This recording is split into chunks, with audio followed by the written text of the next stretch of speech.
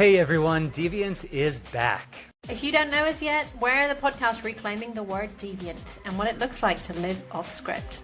On season 1, we dove into things like kink, ethical non-monogamy, AI girlfriends. And in season 2, we're diving deeper into some more taboos with a curious mind. Yeah, we're going to have a conversation with an ENM dating coach.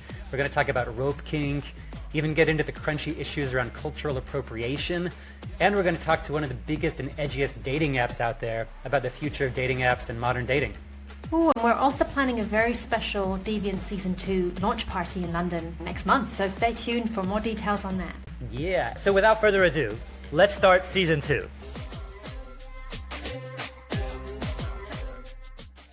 We design everything in our lives. Our homes, our meal plans, we hire coaches, read books, make spreadsheets, and then when we get into the most important thing, our relationships, we just see where it goes if we follow the template we were handed. No conversations, no designs, no checking in about whether it actually fits us. Ally Iseman is a relationship coach, erotic lifestyle consultant, and founder of Passport to Pleasure. She works with a lot of couples considering ethical non-monogamy, and she is always willing to be honest about whether she thinks it's even a good idea, or when she thinks you're just running away from a harder conversation you haven't had yet. This episode is for everyone, whether you're in the most conventional relationship imaginable, or you're already living well off script. Welcome to the show, Ally. Thank you so much for having me. Great to have you here, Ally. Thanks for being with us. Thank you. So before we dive in, we'd love to hear a little bit about your story of how you ended up here, how you ended up in this work, and your experience of living off script. Sure. I think like so many folks, it started as a personal journey. So for me back in 2016, well, honestly, before then, because let's rewind further. So I was what I call a serial monogamist. And what that means to me is I was in a relationship with one person, then only at this time, for about the same amount of time, then I'd be single for about the same amount of time, then boom, right into the next one, and over, and it was a pattern. And I'm also a nerd. So when I notice a pattern, I want to fuck with a variable. So I was like, let's see what happens if I'm single for longer than I'm usually single. Let's see what's on the other side of that. And the answer was all of my shit. So when I pushed that boundary, that began my personal development journey, exploring what I actually need, what am I interested in, who am I, how do I want to show up in relationships and in my life. And so then I still got into a few more monogamous relationships with men. But at this point, at least, I was able to start having conversations about, what I was curious about, what turned me on, what I was interested in. And so we started having some more interesting conversations, and it generally landed in, okay, we can have a threesome with another woman. Great, let's go for it. Never actually happened. And then what ultimately became my last monogamous relationship, my partner at the time, he travels a lot for work. And so we chatted nowhere near enough and nowhere near in depth, because I didn't have the tools that I have now, about exploring what it might look like if he, connected with somebody while he was on the road or something like that. I found that very exciting. I thought that's what jealousy was. I didn't know words like compersion and things like that. So for me, it was a very pleasant feeling, the idea of him, connecting with somebody else and hearing about it. And so on one of these trips, he did end up meeting somebody, and we had said we'd send a photo, consensual PG photo. And she was really cute. And I was like, go for it. Have a great time. They ended up just staying up all night talking, but it was this great, exciting feeling. I was like, yeah, this is definitely something I want to keep exploring. And so another time he was out of town, and a friend of mine I had known for 6-7 years at this point was coming back into town to visit.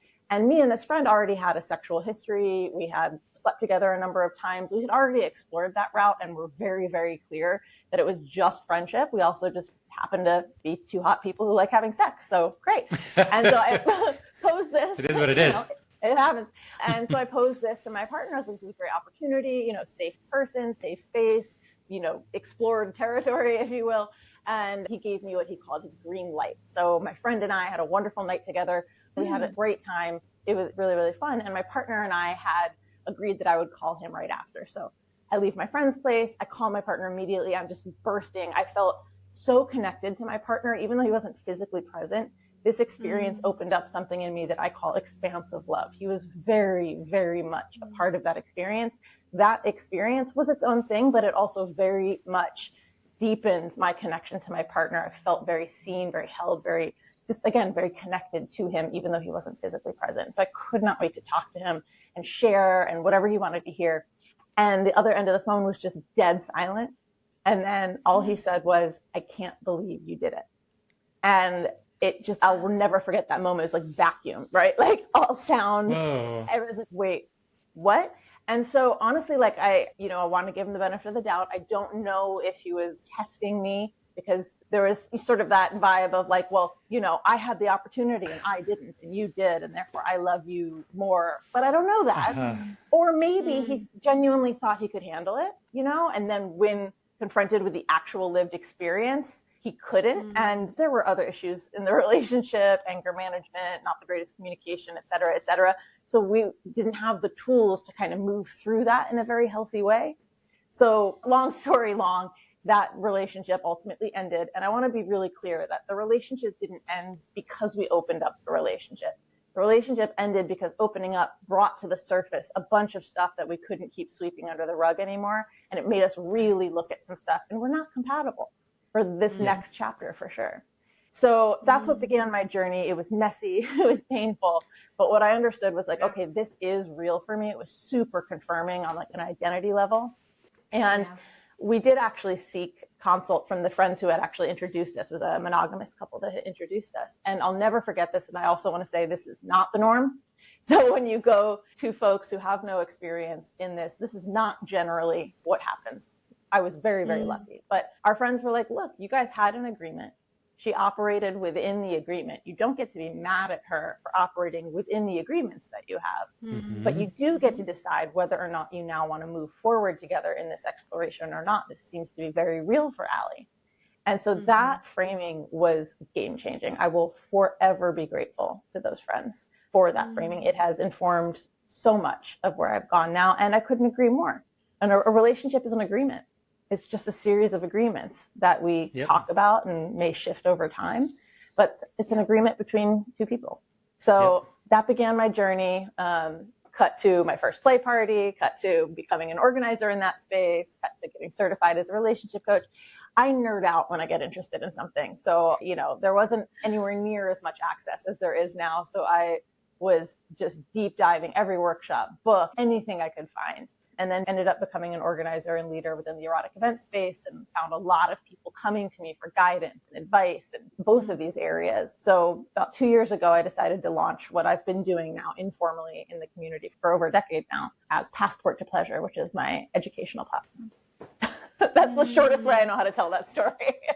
Wow. So tell us about this educational platform. Who do you work with? What sort of clients do you have, and what do you teach, and what do you help people with? So my whole platform is about relationship design. We have a tendency to obsess over labels in our culture, which is understandable with social media, right? It can be so easy, like, oh, I'm this, I'm this thing. Yeah. Now that's great. I don't have to talk about it or, actually reflect. I'm not saying everyone does that, but it's very easy to do, and it's understandable to be easy to do because we live in a soundbite culture. So even relationships now, there's the label, right? We're together, we're exclusive, we're polyamorous, we're whatever these labels are. And that's treated like the whole sentence. That's the destination that we're getting to. But a relationship is an ongoing conversation. That's why I call them a relation trip.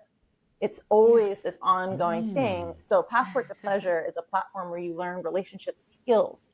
It's not this thing that you get. It's a skill set that you develop. Yeah. And we design every area of our life, right? Think about it. Your meal plan, your living room, your wardrobe. We design everything except the one most foundational thing that we have, which is how we relate, how we do relationship. And so that's why I talk about relationship design rather than monogamy, non-monogamy. Sure, I'll use that language, but it's ultimately about intentionally designing the relationship that works for you and your relationship style.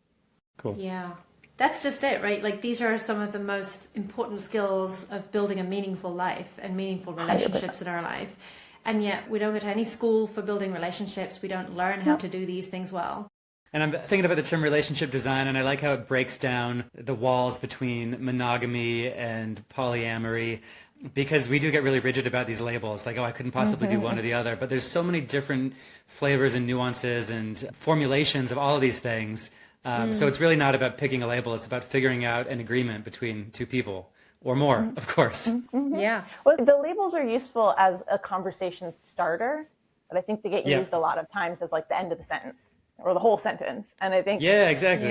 If we can see it as like, oh, you're polyamorous. What does that mean to you? What are your current structure? Like, what are your current relationships? You know, I think that's a much more interesting way of going about it too. Right. Yeah, it's interesting. We had a whole episode about labels in our last season because we're also fascinated by how people become so identified with one label that it introduces rigidity within a label that's almost been pushing the boundaries, like the queer label, for example. You know, now, I was talking about how I almost feel sometimes uncomfortable to identify as a queer woman because I'm very feminine presenting and I wonder if that fits. And, you know, it just makes you think, why wouldn't it fit? Of course it does. And how am I thinking about the definition of that or the boundaries of that label? And what does it look like for that label to evolve over time so it doesn't become kind of a self-fulfilling prophecy of sorts, but it actually helps you to continue contributing to what that looks like as a community that is expansive and supports your growth rather than one that starts to limit the way that you show up. Yeah, like again, seeing how it's sort of related to me to how we see differences. Like, oh, if you're that and I'm this, and those are different things. You need to be over there and I need to be over here. And I've always been so confused by that. Even as like a kid, I remember being like, oh, you're different than me. Like, tell me more. What's that like? How do you experience the world? Like, that's so cool because I can't be you. Yeah. So like, I'd love to know what that's like. And I just, it's so much more interesting.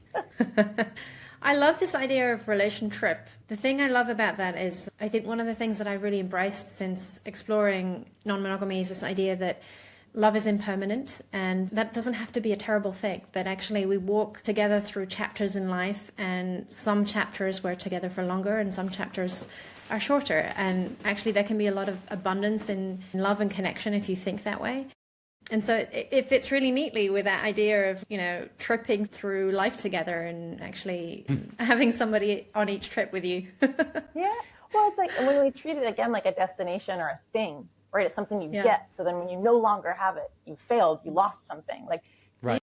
But like, what if you had an amazing 20-year relationship where you learned a lot about yourselves and each other and the world, Totally. and you grew and you built things and you still respect each other, but the chapters you're each in are no longer compatible for cohabitating or whatever it is. Like, how on earth is that a failure? To me, a failure would be trying to force something that is no longer serving you and your partner or partners. How is that better? I think this whole conversation we're having now about ENM changes the way we all measure love and relationships and the value we get from people. Even if you're afraid of using that ENM label and you're still the most monogamous person, it really makes us all question, what is the worth of a summer fling or a 5-year relationship that still ends? Or, you know, it's not just, again, these binaries. So like, this was a successful relationship. This wasn't. I got love from this and I got love from this in different ways. You know, it lets you tap into all these different ways of connecting with people. Well, and it has you actually reflect on your definition of success. I think it's completely understandable that we still see it this way, right? Like, generations before us, we've been married 50 years, 7 years, congratulations. The footnote is they've been miserable and they hate each other, but they've been together and that means something. Maybe, but you have to define what success is for you. It's something we do in entrepreneurship, in business. That's right. And your relationship or your relationships are a financial decision. They are a longevity and health decision. They impact every area of your life. So you have to decide what success looks like. You define that. Yeah, totally. And it's also connected to this idea of, are you moving towards something actively, intentionally, whether that be monogamy or non-monogamy? You know, the format of your relationship, are you intentionally choosing it? Or are you running away from something? And that piece really connects to the intentionality in the relation trip, right, piece, because you have to choose that. You don't just stick with this fantasy of forever that we've all been fed and many of us, you know, fell for. But what I notice in a lot of the women I work with is that there's this shedding of almost like an old identity. When you lose that fantasy of forever, you also lose the person you were that believed in that. And so there's a transition that starts happening in your own beliefs about how love and care starts to land and the form it can take in your life. And I don't think I mean, your story was amazing. It sounds like you guys dove pretty deep in quite quickly without having a lot of the language. I wouldn't recommend doing what I did. Do as I say, not as I do. I was going to say a lot of people I know haven't moved that quickly, but they've had a lot of the same kinds of longings for, how could this look more abundant and different? Like, if we really believe that love is expansive and elastic and can exist in all these forms, why can we have, what did we say in the last episode, Cole? Why can we have loads of friends, but not feel like we're cheating on our friends when we're, engaging with why is monogamy only with romance rather than friendship? Like, why do we got to limit ourselves like this?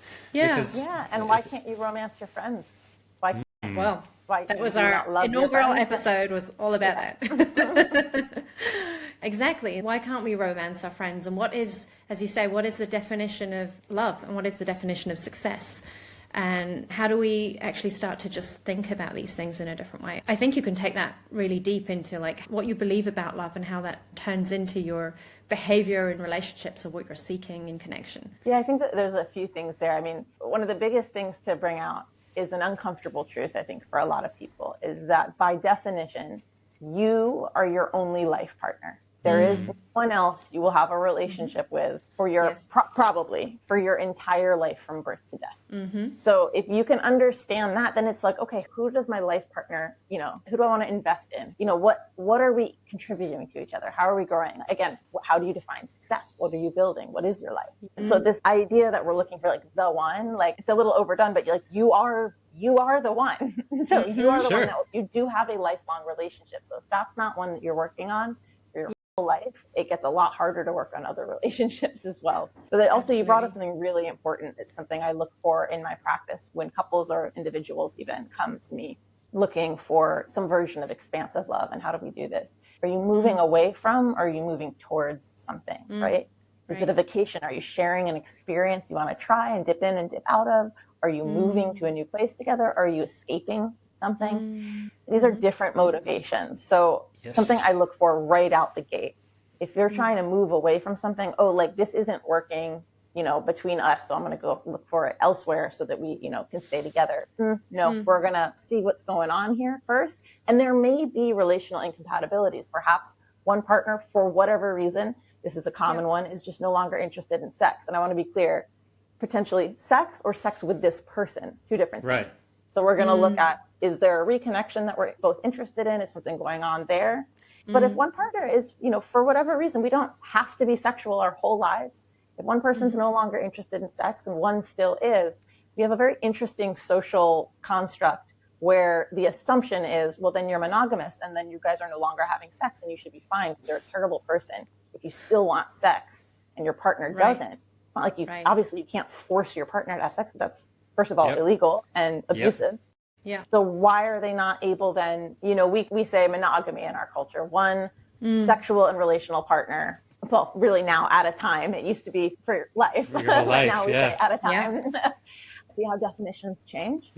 So we have this idea that, okay, if there's, one person involved in this partnership who's no longer interested in sex for whatever reason, they get to make that decision. But the other partner still is, and that partner is considered a bad person if they still want sex. Obviously, they're not going to be pressuring their partner to have sex, forcing their partner to have sex. That's illegal and abusive. Then why are they not able to pursue that interest elsewhere?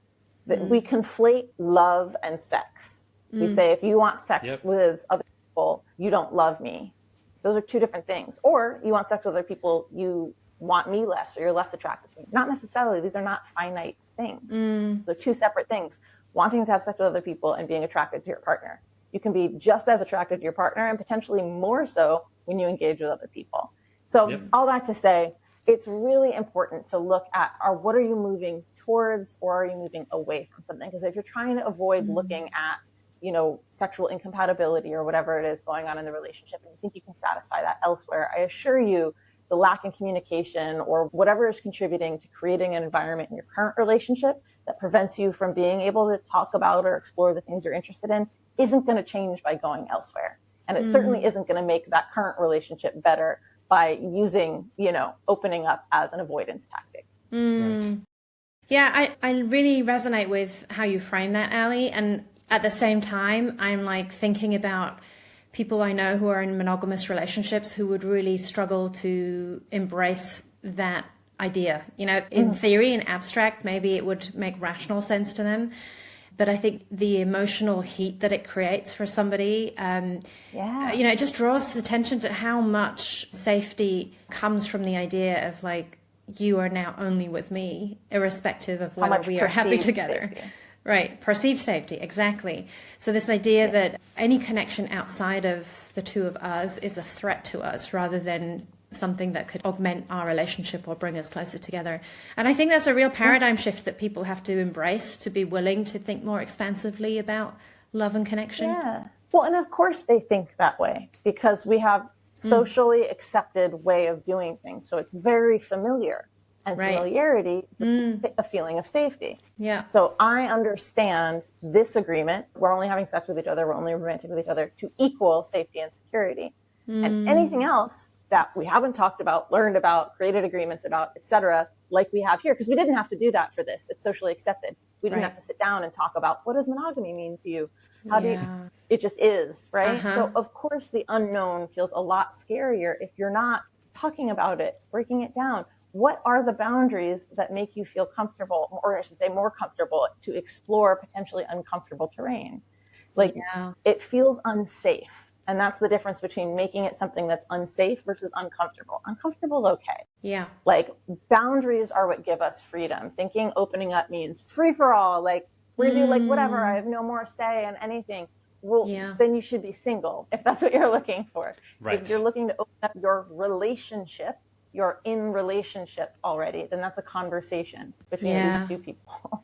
And it also makes total sense why a coach would be valuable in this situation, right? Because I think it can be so hard to hold your own emotions and also hold a big shift like this, 100%. In your own worldview of how you're connecting, especially if you're feeling activated or your emotions are all flaring up. It's helpful to have somebody else just kind of walk you through this space before you try and do it for yourself. I see a few different things happen in those initial stages, right? I think the biggest mistake I see is a lot of people think the first conversation is, I want to open up our relationship. That's not the first conversation. You have no idea if your partner's even ever heard the term or has any association or potentially bad experiences with it in the past. Right. Hey, have you heard I heard this term polyamory. I found this article in New York Times. Do you want to read it together and talk about it? I'm really curious. Your first conversation is trying to understand where your partner's at with it. It's a curiosity conversation. Yeah. And the other is what I often see if people have already tried to have the conversation, for example, and now they're coming to me because it imploded, right? The conversation sounds like, well, I this, and then the other person is I that. And it's very you versus me. And the relationship isn't even a part of the conversation. If you're in a couple, you're already in a threesome. There's you, there's your partner, and there's the relationship. So I, as a coach, am basically like the avatar for their relationship, making sure that thing that they've created, which is its own thing, is getting the attention and the focus that it needs. Right. Yeah, it's going on a new trip. So, what does it need to pack? Exactly. Well, I love it. I'll ask a blunt question. Is it possible ever for a relationship opening up to help improve the original relationship? 100%. Okay. 100,000%. Okay. And that's, again, the value of working with a coach, educating yourself.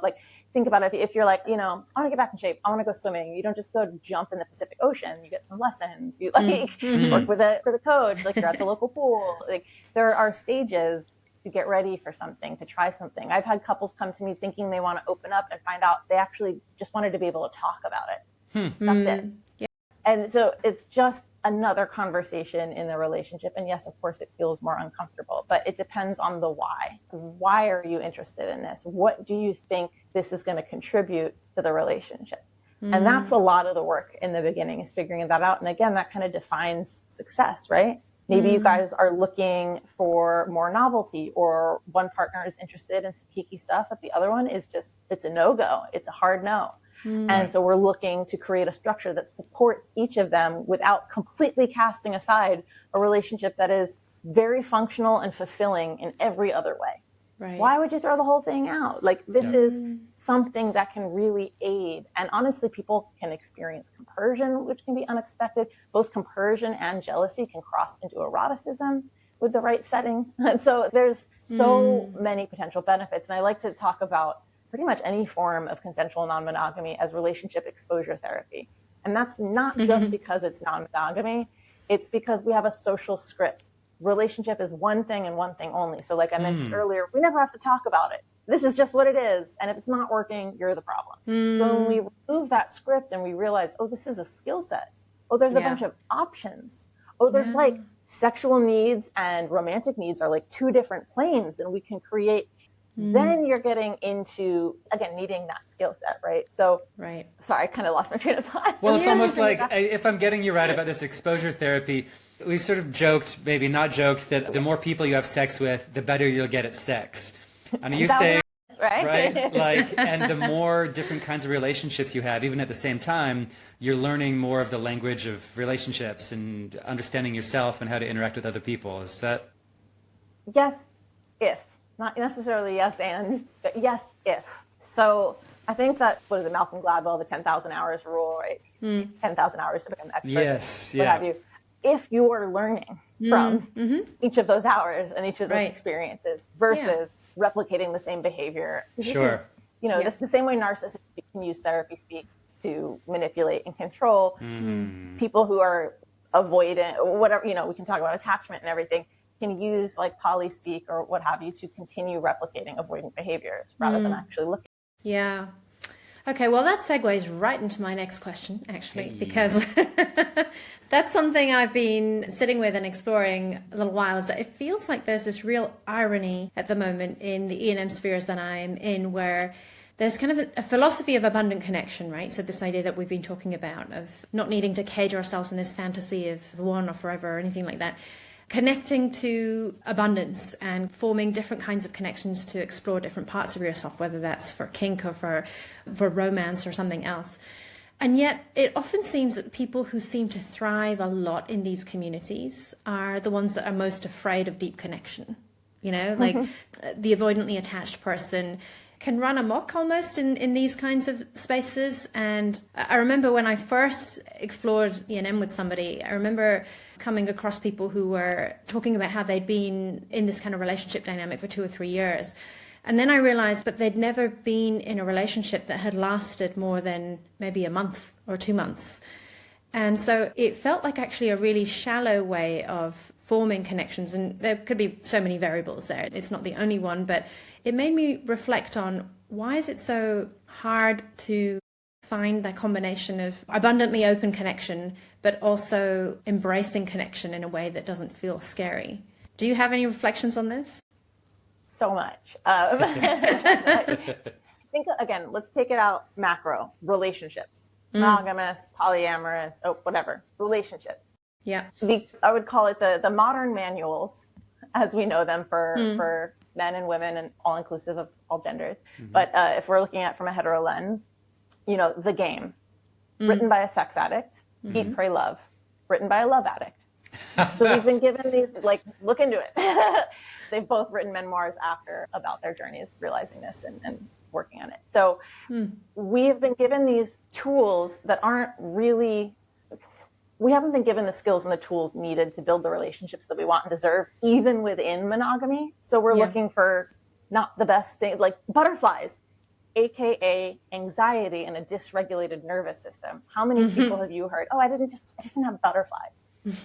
So you were regulated around this person. That sounds great. Don't get me started on the it. Okay, don't get me started on that. But like, so it's not just a non-monogamy thing. So we're not taught the things to really look for, both within ourselves. How is my body and nervous system responding to this? Because if you're in relationship with other people, science proves that we impact each other's nervous systems, especially in long-term relationships. So whether you're monogamous or non-monogamous, the avoidance of that is the avoidance of relationship.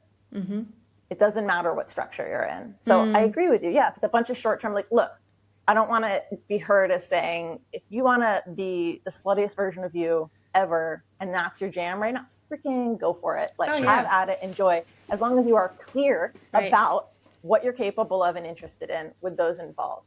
Saying, you know, oh, I'm polyamorous. And then when somebody is like, okay, these are the boundaries that I have in order to engage in, oh, boundaries aren't poly.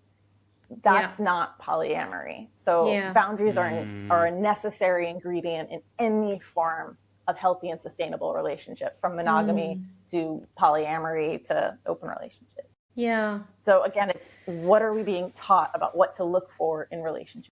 Right.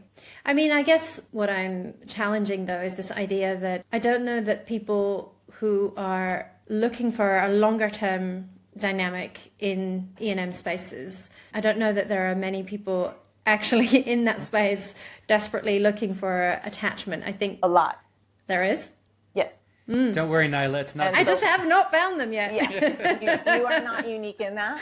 You are not unique in that. And so my question to you would be, how do you show up in the space? You know, if you're on apps, what does your profile look and sound like? What are the characteristics you're looking for? What are the conversations you're having with people? And when? You know, this is the work I do. So that's what we would look at. Let's talk about gender stereotypes. Going back to like the game. I mean, there's a stereotype that doesn't come from nowhere that men more likely than not want to hit it and quit it as opposed to women.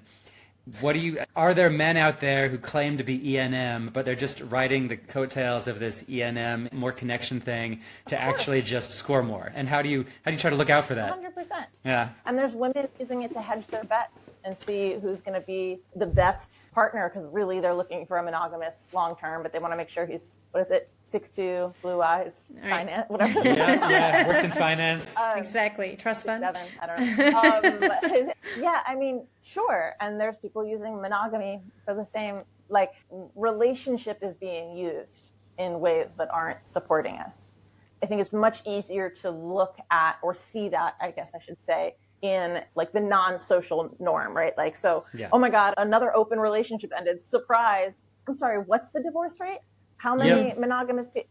So, of course, you're looking for that because it's the thing that's different. Right. And it's much easier to ignore the fact that, like, the stats show that regardless of relationship structure, satisfaction and divorce rates are pretty much the same. So it's not the relationship structure. It's what are the skills we do or do not have that support us in designing the relationship for us. Yeah. The old system was pretty broken already, so don't start knocking at these new approaches. Well, you want to get me started on marriage and what a marriage contract actually is and where it comes from versus love and romance, which have nothing to do with it. Right. I really want to rewind and ask how you feel about getting the ick, because it sounds like you're not on board with that concept. I think where's it coming from? Like, are you looking for compatibilities? Do you know the qualities of a character? You know, he has to make 100,000. He has to da-da-da-da-da. Okay, great. It's all, why? Like, do you know how much your life costs? So is that why you have a number on it? Because most people aren't going to be able to answer that question. I know exactly how much my life costs if I live to 100. I have a spreadsheet that breaks it down. So I know the finances that I need. I know what I'm looking for in a partner, and we're going to build together something else. So anyway, getting on a tangent. No. So the ick I see used as kind of a cop-out. Like, any long-term partnership, there's going to be qualities in another person that eventually annoy you. Like, it's just the nature, especially if you live together and you're going to grow and change, and like, you're never going to fully know another person. There's stuff that's going to come up later that, you know, wasn't there before. So there's negotiables and non-negotiables. Is it annoying, but there's a million other things that really add value and expand your life that are really wonderful? What are you choosing to focus on? Because if you're looking for the turnoffs, I assure you, you will find them. You will only ever find what you're looking for. Yeah. I bet a lot of time when you're working with couples who are thinking about ENM, you're also trying to help them look more inward at each other and not ruin what they've already got. And so opening up is not always the answer. We need to keep remembering that there's work to keep doing between two people, right? Yeah, ongoing. And I think it's something that is very common. And look, I'll speak to something that I'm even guilty of. And I've been, you know, on this relationship for over a decade now. It's very easy to go into things like triangulation if you're struggling in one relationship, kind of venting about it to another. Right. No, that's not fair to go to another intimate partner, you know, whatever. It's one thing if there's something that's impacting that dynamic that you have to kind of process with another person in the context of how it impacts you. But, you know, that's why therapists and coaches exist and why you have friend groups, you know, that you're not dating or whatever your version of it. Yeah. You also need to talk to your partner about whatever the thing is. And sometimes you need to vent. Sometimes you need to like just like vomit against the wall or like something and then like parse it out or into our journal or whatever it is. But yeah. So I love what you share about how we end up confirmation biasing ourselves into believing what we think might be happening. So you can kind of, it's like the same science behind manifesting, right? Where like if you just think this exactly. is, yeah. It's funny, I was talking to my sister the other day about Gen Z's chances of like being able to buy a house in this day and age with costs going up. And she was like, oh, I don't think my generation will be able to afford it because prices are just through the roof. And, I said exactly the same thing to her of like, yeah, but have you really looked into it? And actually, is that really what's going to happen? Or is that just you believing that to be true and therefore now living your life in accordance with that? So it's like we're almost like invited to disrupt our own thoughts sometimes when we're thinking like this, to say, well, is this really true? Or am I now creating this circumstance for myself, thinking my way into it? Critical thinking and self-reflection and the ability to hold and sustain yourself through discomfort, I would say are three of the most rapidly diminishing and important life skills that we have. Seriously. That's actually why I say like non-monogamy is relationship exposure therapy. Like you don't get stronger by not going to the gym. You don't, learn how to process and work with jealousy as a benefit to your relationship without addressing it. Like being monogamous to avoid the fear of your partner leaving, that doesn't prevent your partner from leaving. Something I always like to say that's very important differentiator, for example, if my partners are attracted to or interested in any way in somebody else, they don't have to leave me to pursue it as long as it's within the current agreements that we have. The only reason my partners ever need to leave me is if one or both of us are no longer interested in being together. Our relationship has nothing to do with what we do or don't do with other people. We have agreements around that support our relationship. Yeah. But why would I want to make someone leave me if we're still in love and we're still building something beautiful together? Just because they have because it brings up fear and insecurity and whatever else. Like, good, that's data. Let's talk about it. Right. What's coming up for you? It's okay to be uncomfortable. It is not a sign that something is wrong or that you're bad or something like that. It's just information, and you can't grow without getting uncomfortable. Right. They're not called growing pleasures. No, they certainly are not. What about when someone breaks an agreement? I mean, how often is that? How often is that terminal? Again, I feel like a broken record. It depends on intention, right? Yeah. First of all, do you have a clear definition and understanding? So not just definition and understanding of said agreement. Do you have the same definition of the words that you used? A big one I'll see in monogamous couples, because I do also work with monogamous couples, not just non-monogamous couples. Cheating. Obviously we all know what that is. I can guarantee you there's 3 people on this call right now who all have different definitions. Most likely your partner has a different definition than you. So these are the conversations we need to have. Right. What are those boundaries, right? Monogamy is not some guarantee. Yeah. It's just a relationship structure. And you might not have the same definition of monogamy either. You didn't talk about it. So why is the thing? Why was the boundary broken? So I'm happy to share a personal experience that happened a little over a year ago, a little under a year ago. So a reminder that I'm a decade plus into this type of exploration. I've also been working on myself personally in the context of my relationship with myself, how I show up in relationships for a very long time. So I did not start here. So let's see, rewind a year-ish ago, fairly new, 4 to 6 months into a relationship. This gentleman I'm still with, we are actually moving in together. He is newer to this. He has been exploring his previous long-term partnership. They've been together for 16 years, been open for 4. But his experience was really like just looking for the sexual part of their relationship that had died, getting those connections elsewhere. But he's sapio, so he really looks for real connection, and he has had long-term people that he's seen for a year, a couple of years.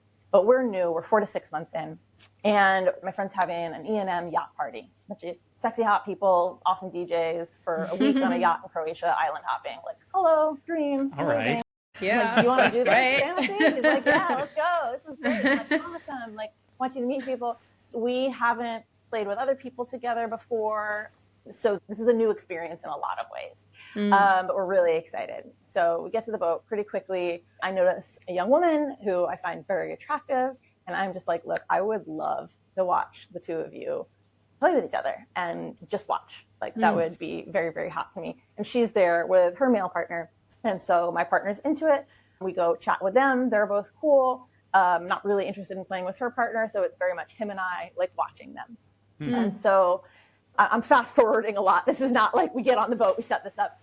This is like a process of conversations and anything. So to the edge of my seat. that we engage, and me and the other guy are watching, and my partner and her are, I mean, so yummy, so good. I'm enjoying it. I'm feeling compersion. It's erotic compersion. I'm turned on. They're so hot. I'm loving it. And it's going on for a while. And at one point, there's a sort of like a pause, and my partner, who, let me be clear, has no concerns with longevity of the body parts that are required to do the things. Nyla, do you know what she's saying? Are we all clear what she's saying?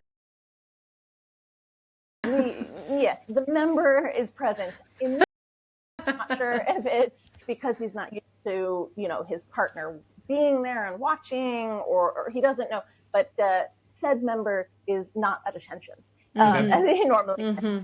And so they're not able to proceed. No worries, like no shame at all. We're going to give you a couple moments to kind of like close it out, and we'll meet you down. So let me be clear. What the agreement was between my partner and I was, I would like to watch you have sex with this person. That's the agreement. I would like to watch you have sex with this person. So me and the other guy left the room, went down to the cabins, we're chatting. I'm like, wow, this is taking a while. Oh no, he doesn't realize the dynamic has changed because I've left the room. They're having sex right now without us. Oh my God, he's having sex with her right now. This is not what we agreed. Oh, I feel terrible. So what was compersion, erotic, has now suddenly become jealousy, doubt, fear, hurt, insecurity, all the things, right? All the things. And then more time. And then eventually they come down, the droopy eyes and the cuddly and the confirming that I was correct. They had proceeded to then have a lot of sex. Things worked that weren't working before. Things, the second we left, everything's at attention. And so our cabin, of course, is right next to the door there. So I was like, okay, good night, guys. This has been great. Partner and I go next door. I turn around to him and I go, so look, we're okay. I am not okay right now. We're okay. I am not okay right now. This is why, like, we need to talk about this, but I need to go to the bathroom right now and just like take care of myself. And he's immediately like, oh my God, like he's like fix it guy, right? Solutions guy. Like, no, he doesn't want to hurt me. He's like, this isn't what this is for. Like, let me explain, because I thought that I was like, no. I actually know exactly what you thought. If I thought it was anything else, you'd be getting off the boat right now. This is my friend's party. Like, you understood it was a miscommunication. Or that's why I'm like, we're okay. Like, you're not a bad person. Like, but I feel like shit right now, and I need to manage that before we talk about this, because I am really, really hurt and really, really upset. Yeah, we're okay, but I can't right now. And so again, he's just in fix it mode. If I can just explain it, if I can explain it, then and you can understand that, then I can unhurt you. And I'm like, no, it's already happened. You can't undo that. Right. Like, I am hurt. I need to process these feelings, and then we can talk about it and help each other understand and learn from this experience. And I'll like fast forward through, but long story short, the repair process unlocked, you asked, can this be beneficial to relationships? The repair process of that unlocked such a deep level of security and trust and mutual respect and acknowledgement that I went into this level of because I'm very dominant in all areas of life, but I have always craved having a DS dom-sub relationship with a long-term partner, and I've never really found the right partnership to explore that with. I was in such a sub state and so connected to this person and in full trust. It has only continued to unfold from there. So does that mean look for ways to break boundaries so that you can build? No, that's not what I'm saying. I'm saying be willing to understand the difference between a mistake, and that comes from if you're choosing to be in relationship with someone, then you need to commit to giving them the benefit of the doubt and acknowledging that they're going to make mistakes. If you love someone, you cannot love and trust without being willing to give someone the power to hurt you. You don't get it without that. And if the repair process had gone differently, or there wasn't a repair process, or there had been you're a bad person and you're going to have to prove to me by whatever the hell. No, that would not have built more trust. You're not allowed to do anything if I start putting up rules, where I'm controlling somebody else's behavior versus talking about boundaries, which is how I take care of myself, then I'm not building trust. I'm actually eroding trust. Rules erode trust. So that's just an example. Like I said, don't look for ways to break agreements, but understand that you may have different definitions or understandings of dynamics, because he understood that dynamic was he's still with the same person in the room. So it's still the same dynamic, because he didn't understand the dynamics about us, not them. Right. The dynamics about our relationship. Yeah. I mean, you got me really curious now. Could you briefly explain how the repair actually made you stronger in the long run? Because normally I was expecting to be like, well, we got through it. But what you said is that it made you even stronger and made your connection deeper. How the heck did that happen? Well, because you don't avoid it. You don't go, well, that was shitty. Let's not do that again. What happened? Let's talk about what happened. What enabled this to happen? What did you understand to be happening? And okay, let's create a shared definition of various things so we have a clearer understanding. Let's make sure we commit that we always talk through stuff when there's an accident. Look, if there's the same thing between him and I and somebody else happened again, we'd have a problem. Sure. That's now a pattern. We've already talked about this. That's no longer, oops, we had a different understanding. Like, you now understand our agreements are about us, not you with somebody else. Yeah. So that's, I guess, part of that difference, right? Is I'm still taking I am agreeing with myself that the way we worked through this, I'm happy to talk about it further. The way we worked through this has given me enough to choose to trust him, which again means I'm giving him the power to hurt me. Right. Yeah. If I don't, I'm not trusting him. Right. And I think the thing that seems really powerful in this situation is also the opportunity to reflect together on what this agreement is and also what it isn't. Because I think sometimes that second part doesn't get said, and sometimes you don't know it because you've never, especially if you're trying something for the first time with somebody, you might not know how much you might need to define what it isn't and what the other kind of variables might be. And maybe the situation happened and I had never, maybe I've done this with other partners and it was great, but we hadn't done it together. And maybe all these feelings I wasn't expecting were going to come up. And then if I'm like, this is your fault, like, what if I hadn't been ready for what came up? You know, there's so many different versions. It's so understandable. We actually had a recent experience where I responded to something that I'm used to loving and I'm used to feeling great.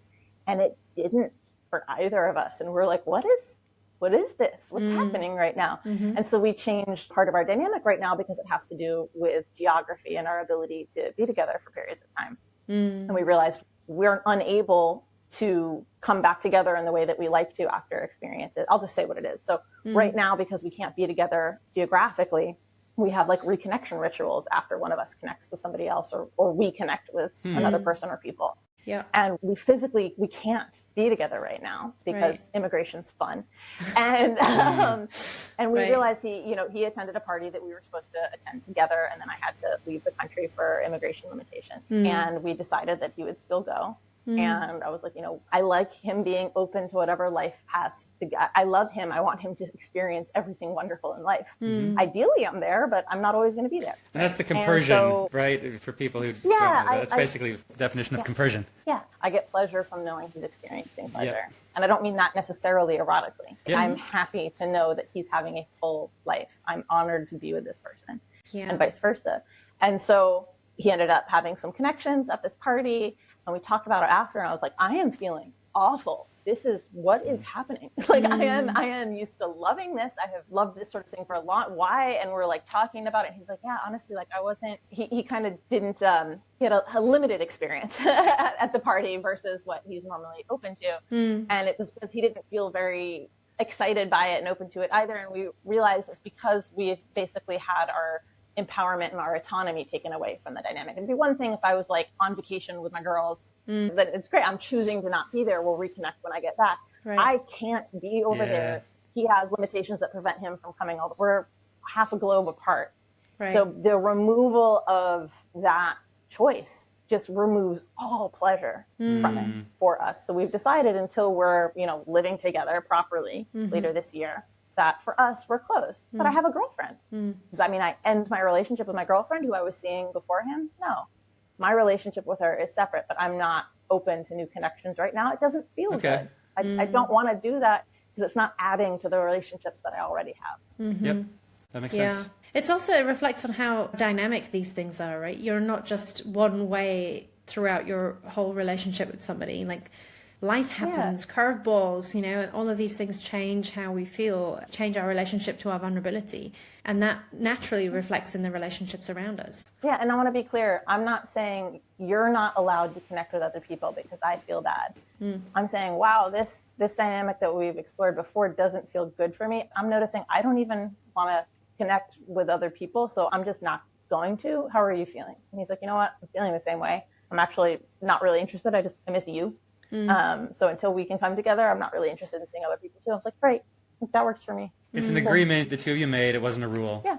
Yeah. And it's not tit for tat, right? It's not like, well, I'm not seeing other people, so you're not allowed to see other people too. Right. Yeah. If that's something you need, if, one of us is open and the other one's like, the only way I know how to process that is if I can also see other people. Again, these are the conversations, right? This is relationship design. This is the ongoing conversation of your relationship. Yeah. I imagine that one of the conversations you have a lot with people you work with is about the asymmetry of connecting in relationships that are abundant like this. Well, and monogamy too. There's Right. a lot of asymmetry in monogamy. I think libido mismatch is a term that gets used a lot. I have feelings about that. But there's mismatch in relationship of any kind. Right. So I think it's more freely discussed maybe in non-monogamy because they're already pushing the borders of what's socially acceptable. So let's have those uncomfortable conversations. But monogamous people need to have these conversations. Yeah, and then also there's like dating app algorithms that get thrown in there and all sorts of other stuff that gets thrown in is, part of the reason why people experience this. What do you generally advise people when they find themselves in this space where they want to make it more symmetrical, if you like, or at least closer to that? Because I think it can feel quite destabilizing when one partner is having an amazing time, getting lots of attention, and the other one is not. Yeah, I think it's a few things. I think that's a very common thing that I see happen in hetero couples where the guy thinks he's going to be like diving into a sea of pussy and this is going to be great.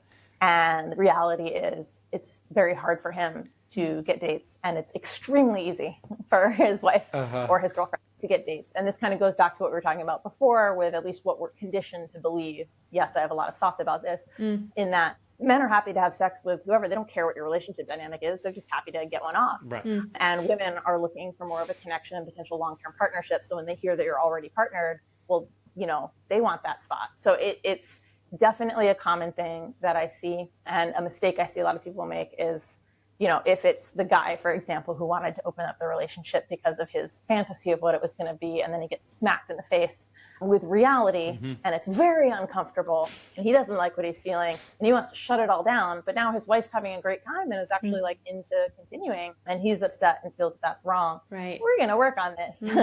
So that's a pretty common scenario. Okay. Very okay to be uncomfortable. It's understandable. I get it. I feel ya.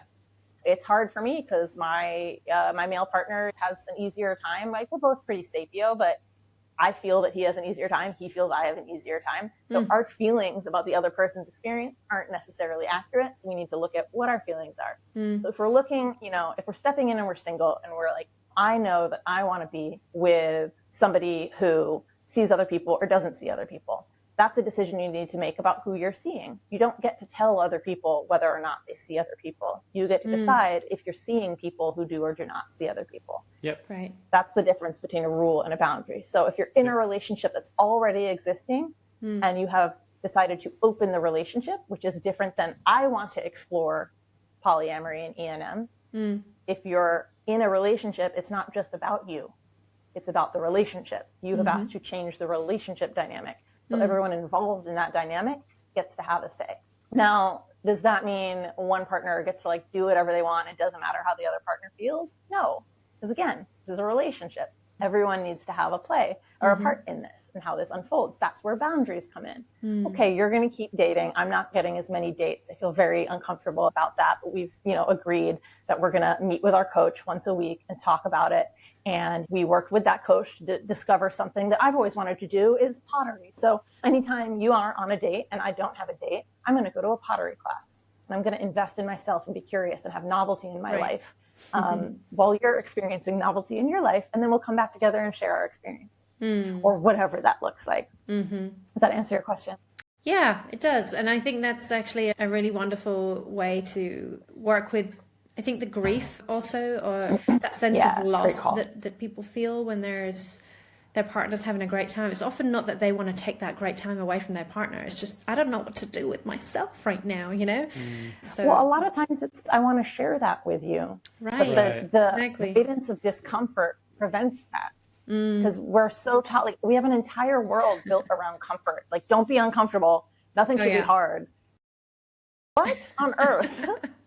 Like, you build new muscle tissue by literally tearing the old muscle tissue. Like, this is the process of life. I always use gym metaphors. I'm a gym rat.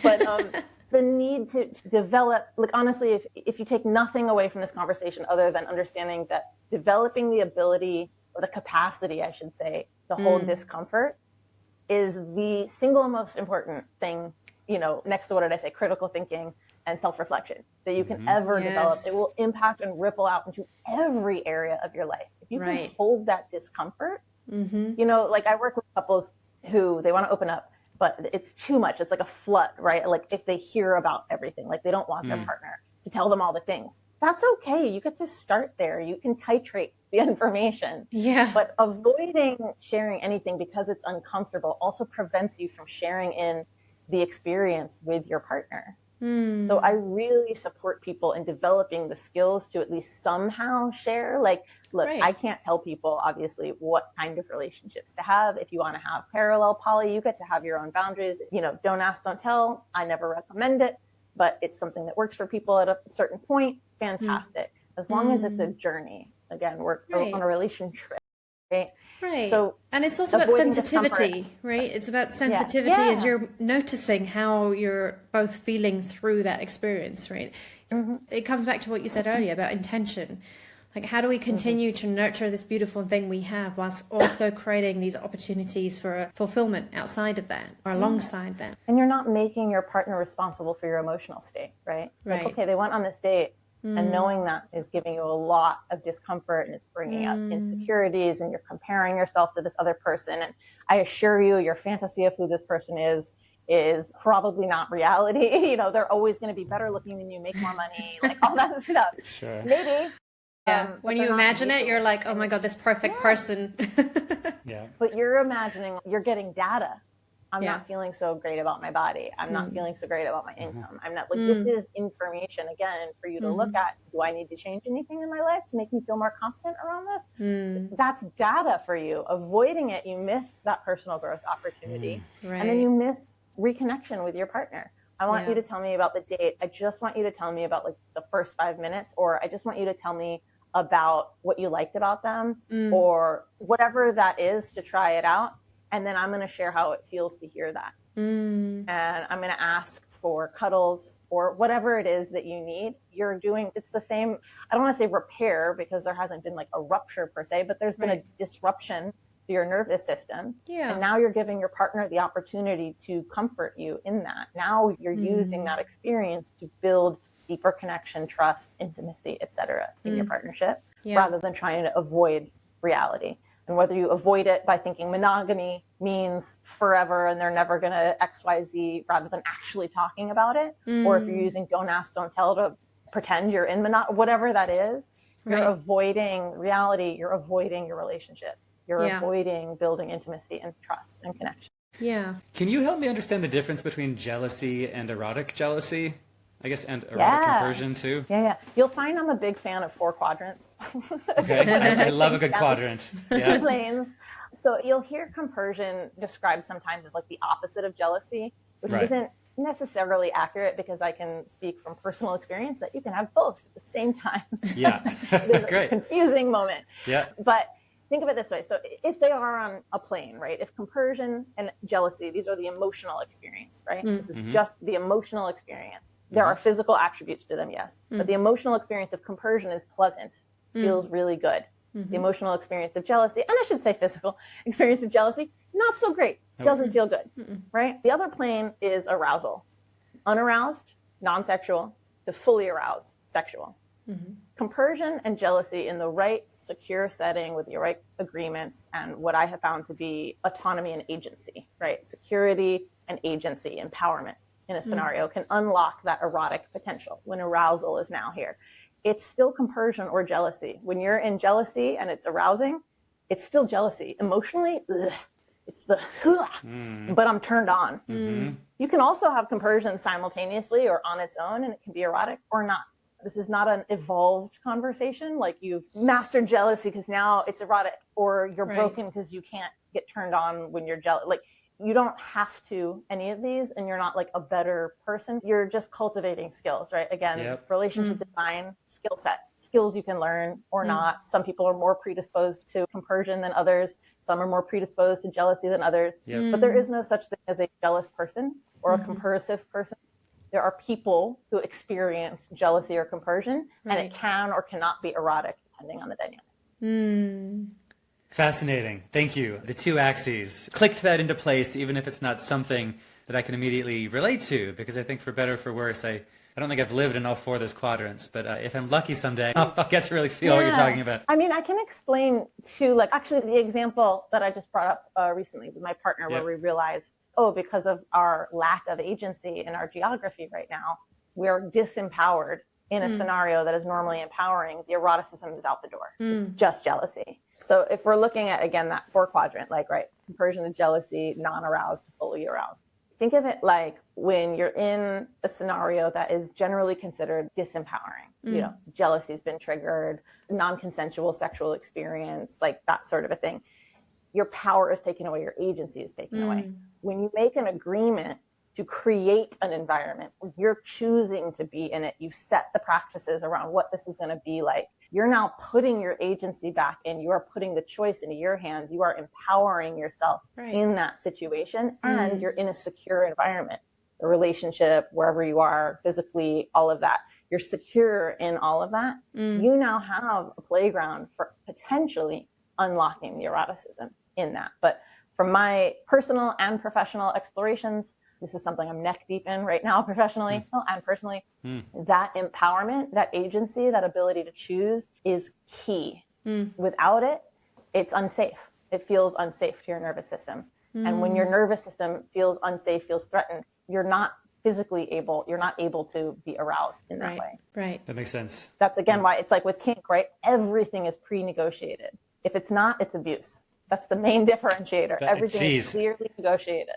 I've never heard it put so simply. If you didn't negotiate this ahead of time, it's just abuse. Yep. Again, it comes back to how powerful and important both intention and agency are in being able to choose dynamics that work and fit for you, and being able to move with how those things need to evolve over time. Love that. Yeah. So I feel like we're bringing it home now. I don't know if there's anything else, Cole, that you feel like we haven't yet touched upon. I mean, only about 70 different things, but I'm already getting ready to ask her if she'll come back for a part 2. So you can always apply for coaching. Yeah, exactly. Ally, is there anything that you feel needs to be shared before we close this conversation? Anything you feel that we should have discussed but we haven't yet touched on? Yeah, I mean, something I definitely want to leave your audience with is, again, this isn't about monogamy versus non-monogamy, what's good versus bad, ethical, unethical.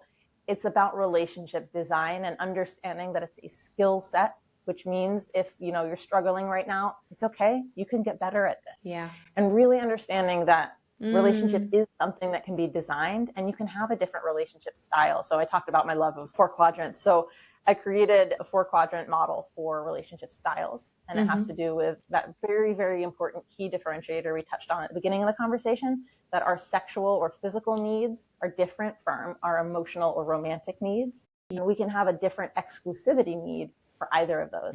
So if you think of, your sexual and romantic, 2 different planes, and then your need for exclusivity within those, it puts you in one of 4 relationship styles. Perfect. And so I created a free quiz to help people determine what their relationship style is. And then you get your personalized pleasure-led relationship profile. Say that 5 times fast.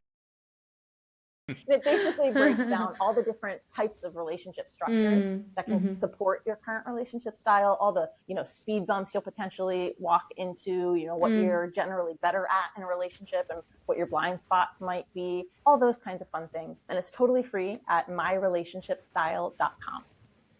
I will be taking that survey. I'm dying to know.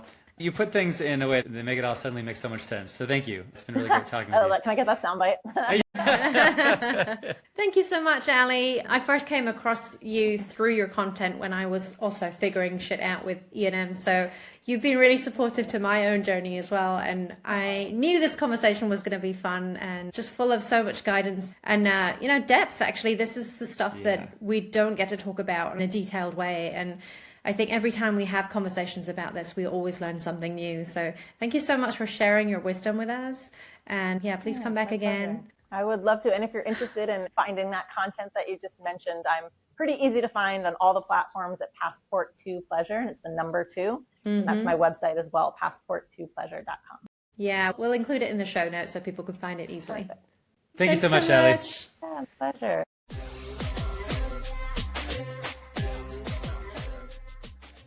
That was dense, but oh my gosh. Wow. In the best way.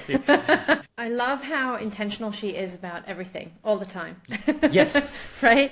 It really resonates. And actually, she must think a lot about her felt experience all the time and how to adjust that. I think that's one of the great things of building these kinds of skills that she was talking about, is that once you have that level of self-understanding, you can navigate your own experience with so much more clarity, actually, because you just know what's going on for you. And she's a really cool role model for that. Someone who has taken the time to understand themselves and then translate that into strong relationships.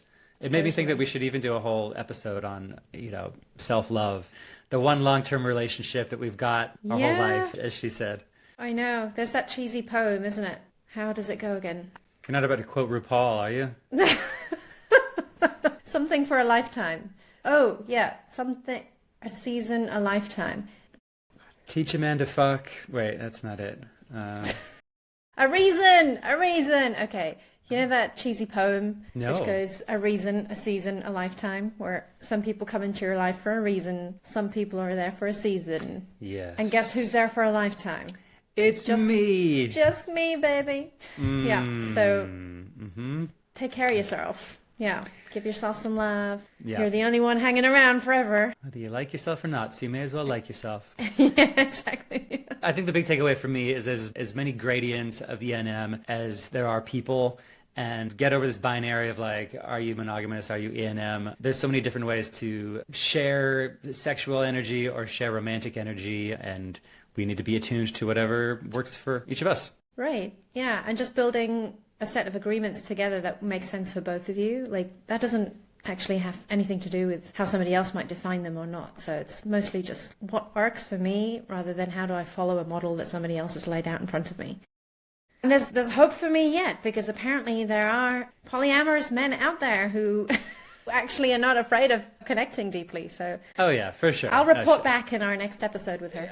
How about that? Good. Yes, sounds good. I believe in you. Yes, I believe in men. We can do this, men. Please believe in men, because it's not just for me. All the female listeners of this podcast who are polyamorous, take heart. They're like, yeah, me too. All right. Well, until next time. Stay kind, stay curious, and just a little bit deviant. Thank you, everyone. Bye.